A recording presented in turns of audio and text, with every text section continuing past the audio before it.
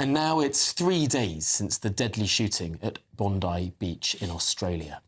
A 23-year-old and 24-year-old man, alleged to be one of two gunmen responsible for the attack that killed 15 people, has now been charged. Well, the attack has raised fresh questions, of course, about how rising anti-Semitic violence around the world can really take hold. It's shattered what had been a peaceful Hanukkah celebration, leaving families fearing for their lives. Well, among the survivors is a young mother who shielded her 7-month-old baby with her own body as shots were fired. Well, absolute privilege to be joined now from Sydney by Chavi. Thank you so much for being with us, Chavi.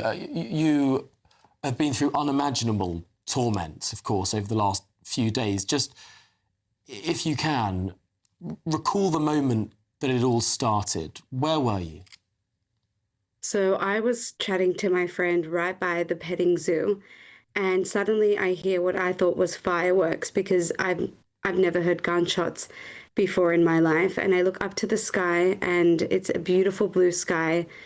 And I'm thinking, that doesn't look like fireworks. And then I hear everyone screaming, down, down. And we, as the Jewish community, have our own local security group. And I remember seeing them motioning for all of us to get down. And thank God I happened to be holding my baby 10 minutes before he was in the pram, but then I got him a balloon, and so I was holding him.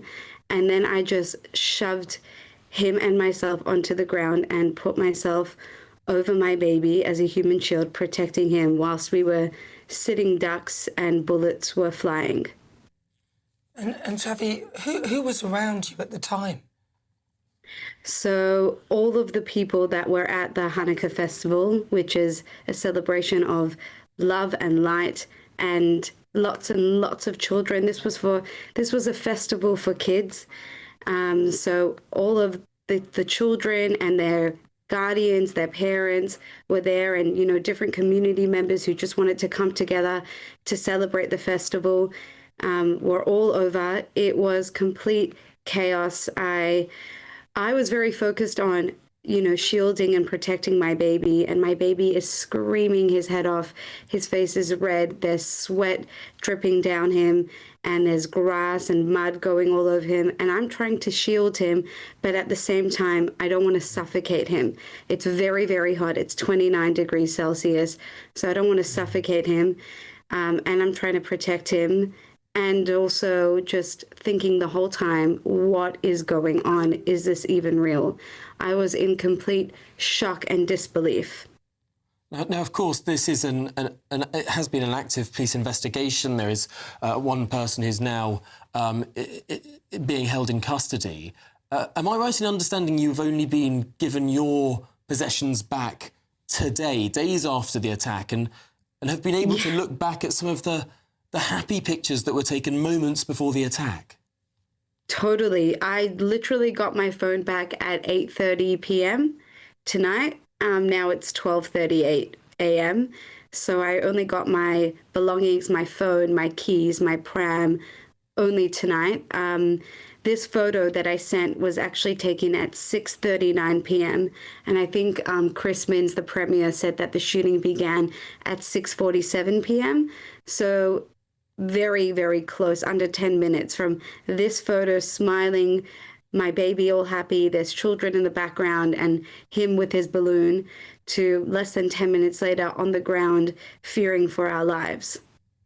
And whilst you were lying there on the ground, presumably you were very close to where it was all happening. Yeah. Just talk me through what you were thinking, and where were the security? Because I know you said there's Jewish security, but what about the police? Where were they? So what I was thinking was disbelief and shock. At the same time, as a believer, I was saying psalms. I was saying prayers to God, begging him to save me and my baby's life. And I'm also thinking, where is the police? What's taking so long? that was also going through my brain. And I also couldn't contact my husband or any of my loved ones because my phone was in my pram. So I didn't even have any form of communication. I heard people, calling their loved ones saying goodbye and I love you. And I'm thinking, oh, I can't contact anyone. I don't know. I don't know where the police were. I know that there were two policemen, around at the fair with us. And I think that they had pistols, but I'm not really sure what happened because I honestly was just focused on protecting my baby, and that I had like a tunnel vision to protect my baby. So I was thinking whilst I was there, where is the police? What is taking so long? But I can't give you guys answers because I'm not really sure. And I do think that obviously the police and the local Jewish security group were not prepared for this attack at all.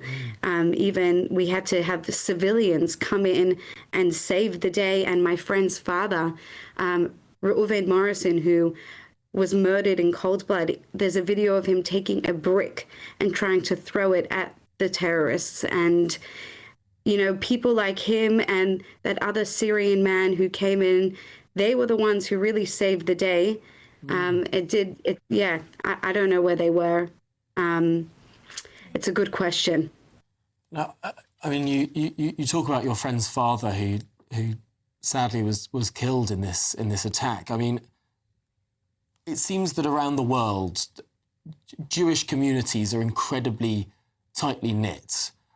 When we had our attack in Manchester in the synagogue just some months ago, I was astonished at how many people knew people who were seeking shelter in that synagogue, who were there connected to that event. You must know so many people personally who have lost their lives in the last few days. Yeah, I do. I know the rabbi of that synagogue in Manchester. We know mutual people. My mom's actually from London, by the way. But I know most of the victims that were murdered. My friend's dad, my friend's brother-in-law. We actually, after the craziness, it went silent. And then people were screaming, "Is anyone here injured?" And me and my friend, there was a friend that was next to me, and I was with my baby. We just ran, and we saw my friend's sister-in-law who was she had blood on her shirt, and she was holding her little 8-week-old baby and had her little 7-year-old son who was still clinging onto his hot dog from the fair. And me and my friend took these two children to shelter, and we had no idea, and they had no idea that their father was also murdered in cold blood. Their father was also a British citizen, if I'm not mistaken. So yeah, I know a lot of the people that were murdered, and it's very close to home. And unfortunately, I wasn't shocked about this attack. I never thought that obviously I would experience it. But for me, this was an attack against the Jewish people. And I want to make that very, very clear. This was not an attack against Aussies. This was an attack against Jews. And this was at a Hanukkah festival celebration. On other media outlets, I watched an Aussie who said that he saw the gunman, and one of the gunmen signaled for him to turn away. And then he went back and he was shooting at us, like I said, like sitting ducks. And for us as the Jewish community, the writing was literally on the walls. Just a year ago, my brother, who is a rabbi, his home was vandalized with very negative slurs like "you Zio, baby killer," all these other things. And for what? For being a Jew? Whatever is going on in the Middle East should not be impacting citizens Jewish people, in Australia, in England, the UK, the USA, across the world. And this was an attack against our community, and we feel very upset with our current government because we feel that they have not protected us and that they have allowed this bad behavior, this radicalization and extremism to be on our streets. And I am all for all different types of religions, ethnicities, people. I want that I should be able to go to my Hanukkah celebration and that my Christian friend should be able to go to her Christmas celebrations. My Buddhist friend, my Sikh friend, my Muslim friend, everyone should be able to practice their religion in peace. And when we allow this extremism on our streets, this is what's going to happen. The protests that were happening, and all in the name of freedom of speech, many of the times it crossed into hate speech. On the Harbour Bridge, we saw terrorist flags being flown. 2 days after October the 7th, the biggest atrocity, the biggest loss for the Jewish people since the Holocaust, we see people outside the Opera House, whether it was gas the Jews or where's the Jews, doesn't really matter. It doesn't really make Jewish people feel very safe. And, burning the Israeli flag, for many of us Jews, that's our homeland. For me, the only reason why I know that another Holocaust won't happen is because as a Jew, I can seek refuge and go to my homeland, Israel.